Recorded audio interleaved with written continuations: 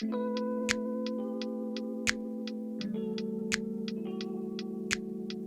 there, everyone. It's been a minute. I promise you I haven't been sitting around, at least for the most part. My wife and I made one of these, which is pretty dope. Her name is Selah, and she's incredible. Also, I'm quit my job. I absolutely love the church that I worked at for 6 years and still attend every Sunday, mostly online right now. But my wife and I really felt like it was time to start the next chapter in our lives. And, we figured we might as well knock out all the life change at once, just get it over with. So these days I'm working full time for Blackbar, half of which is a media freelance consulting and production company, which you can reach at blk.bar, and you should do because I don't have a salary anymore. And the other half is the ministry that we've connected to all of you with, the videos, the podcast, and the Discord. Now, during my very short time so far as a full-time freelancer, I've already had the chance to talk to multiple churches and ministries and organizations about rebrands. Chucking out an old logo, slapping in a new one, bada boom, bada bing, attendance up 30%. Now, some of these organizations have had their logos upwards of 10 years, while others have been swapping them out every 5 or 3 or even 2 years at a time. And I've already been asked the question a handful of times, so I figured I'd make a video out of it. How often should you actually be swapping out your church, ministry, or organization's logo? Should we be reinventing ourselves every 6 to 12 months to stay up with the trends? Or does a long-standing, timeless logo help build brand recognition? Perhaps you should just swap it out whenever your pastor gets bored of it. Or your pastor's wife. Maybe not. Let's talk about it. Welcome to Blackbar.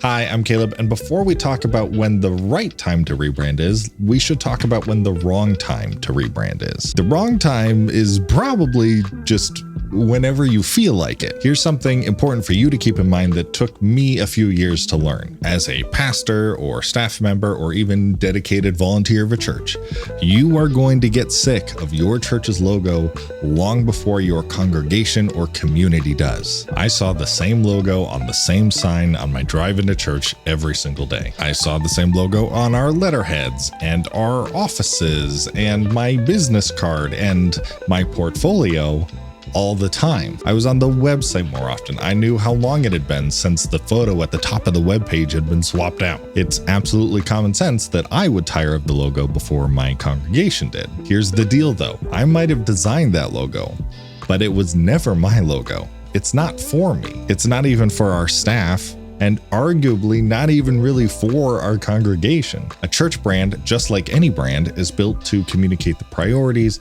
and the mission and the strengths to the community, to the target demographic around it. Think about your city. Think about the other church logos in your area, right? How often do you get sick of those? Unless it's particularly bad, probably not very often because you're only seeing them when you're on the road, on the way to something else. For visionary and creative types, it's totally natural to feel the need to want to reinvent ourselves and our brands and the brands we identify with on a regular basis. But it's very important to recognize our own biases in these sorts of situations. That logo was never for you. It's not even for your pastor. It's a tool, an important tool to reach the world around you. And if it's not doing that, then we need to talk about the right time to swap it out. So the first question we need to ask is whether or not the current logo is still doing the job it was designed for. Who is your audience? What do you want them to feel? And why should they care? These questions are a great place to start because they help gauge whether our attempt at designing a new brand was actually successful. They're benchmarks to rank whether your logo is good or not. Those same benchmarks can be used to see if your existing logo is still doing the job. Take your logo and stick it on a TV. Print it off and put it on a wall if you want. Get a team of people around you and start answering these questions. Who is your audience? Who are you trying to bring into your church that isn't there already? Who are you trying to speak to? What voice should you speak with? Second, what should your logo make people feel? Should they feel welcome, hopeful, excited? Is your current logo doing that? What does your brand say about why people should even care? Are you focusing on your strengths as an organization or your staff? Can I get an understanding of the unique mission of your church, even if that's subconsciously through your logo and brand? If the answer to any of these questions is overwhelmingly no, then it's probably time to reconsider swapping out the logo. If you're having a hard time, it might be a good idea to get a focus group together. Gather together the kinds of people you're trying to reach and have them answer the questions for you. In my experience, it's much harder to do this kind of analysis on a brand that you created or even that you've worked for. But at the end of the day, if the logo doesn't seem fit for the task it was created for anymore, it's time to move on to step 2. The second question is a very important one. Do you have the time and resources to even be considering this right now? You will never understand the headache that it is to swap out a church logo until you've done it. You have no idea the amount of places that stupid logo is around your building. Your signs, your letterheads, your giving cards, your welcome cards, your sermon slides, your bulletins, your apparel, your parking lot signs. That logo is going to be everywhere, and it's an absolute nightmare, not to mention a money sink to swap out. Even if you do manage to convince your leadership to change it, you're going to find remnants of that old logo around your building and your social media handles and your LinkedIn for years afterwards. Trust me. Do your best to make a list of everywhere you can find the current logo. Get quotes for how much it's going to cost to swap all of that out. How many man hours is it going to take to make that transition? This is not a decision you can make lightly. This is a significant decision.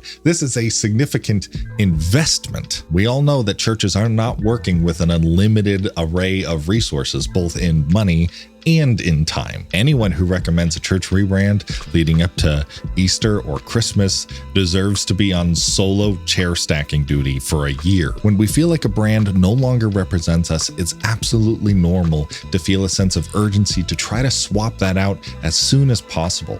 But it's important to remember that no church's fate has ever been decided by a new typeface. It's going to be okay if you have to wait a few months and save up some money or knock out a few more pressing projects. We're here to reach people, after all. A logo is just one of the ways of doing that. So let's say the logo no longer accomplishes the goals it was designed for, and you have the time and resources to make the transition. The last question we have to answer is, what are you going to lose? Brand recognition is a term that's thrown out often in the world of marketing. It's arguable that brand recognition is the reason logos were invented in the first place. It's an easily identifiable marking that connects a product or service with the company that designed it. It's why Nike and Apple don't need to put their names next to their logos anymore. It's why we're willing to spend 4, 5, 10 times as much money on a handbag versus something you find at Target. Successful brands are brands that people think they can identify with.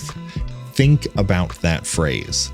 Identify with. They are incorporating your organization, its values, and its ideals into their personal identity. That is a massively significant, often subconscious commitment. Changing that brand makes that decision conscious and requires your audience to reevaluate their relationship with the brand and see if it still has a place in their identity. This is why bad rebrands of huge companies make the news. It's not just because they weren't willing to spend a few more dollars on a better graphic designer.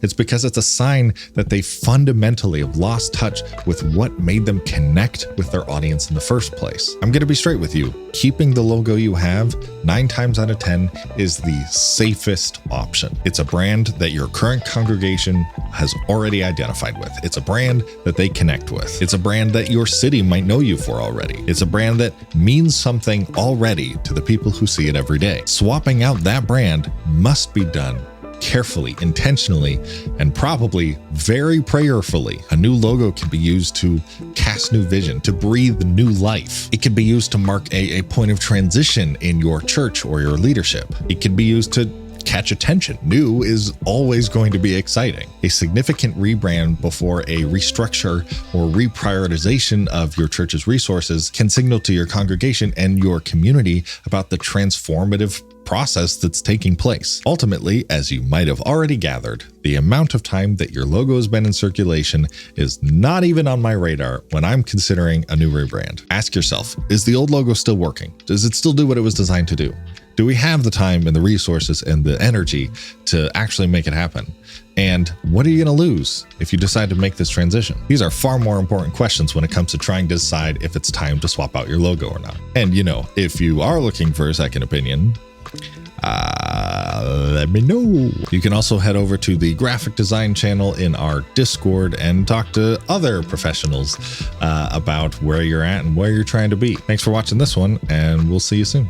Thanks so much for watching this episode of Blackbar. If you're interested in diving deeper into any of the topics we discussed today, make sure to check out the Blackbar podcast, link in description. If you're looking to get more hands-on help with a rebrand, consulting, or anything else church media related, hit us up over at our website, blk.bar. Make sure to like and subscribe, and we'll see you soon.